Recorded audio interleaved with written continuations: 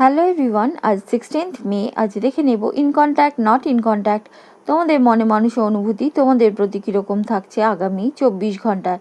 সঙ্গে থাকছে তোমাদের জন্য গাইডেন্স কার্ড ইউনিভার্সের তরফ থেকে। আমার নিউ ভিউয়ার্সদের কাছে অনুরোধ, ভালো লাগলে যাওয়ার আগে অবশ্যই চ্যানেলটিকে সাবস্ক্রাইব করে যেও এবং পরবর্তীকালের জন্য বেল আইকনটিকে অন করে যেও এবং ভালো লাগলে অবশ্যই লাইক দিতে ভুলো না। আমার পুরাতন ভিউয়ার্সদের কাছে অনুরোধ রইল, ভালো লাগলে অবশ্যই চ্যানেলে একটা লাইক দিয়ে যেও এবং রিডিংটা ক্লেম করার জন্য আই ক্লেম ইট অবশ্যই লিখে যেও কমেন্টস বক্সে। কমেন্টস দিতে সবাইকেই অনুরোধ জানানো হচ্ছে। আর প্রাইভেট রিডিংয়ের জন্য ম্যাজিক্যাল বেঙ্গলি ট্যারোট নামে আমার ইনস্টাগ্রাম আছে, সেখানে আমার সাথে যোগাযোগ করতে পারো।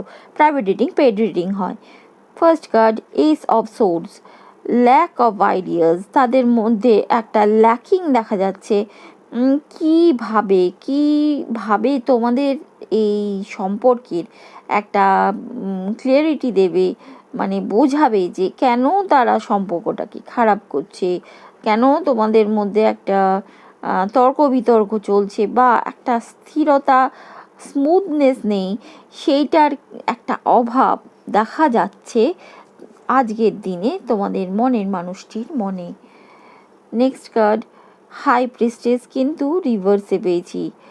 তারা তাদের ইনটিউশন পাওয়ার, মানে মন এক বলছে, মন তো আগে বলে দেয় সব কিছু, সবার আগে কিন্তু মন, তা যে অন্তর মন তাদের বলছে সেইটা একটা তাদের ব্লকড পজিশনে আজকের দিনে দেখা যাচ্ছে। যে মন বলছে তবুও তারা সেই অনুযায়ী কর্মটাও তো পালন করতে হবে, করছে না, এরকম একটা তাদের ব্যাপার চলবে।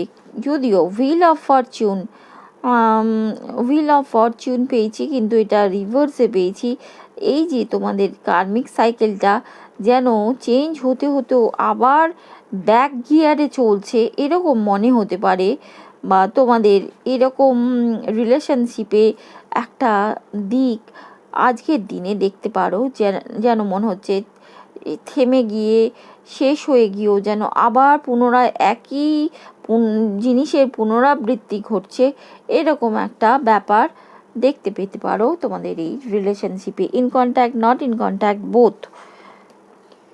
এবার তোমাদের জন্য ইউনিভার্সের তরফ থেকে কি গাইডেন্স থাকছে।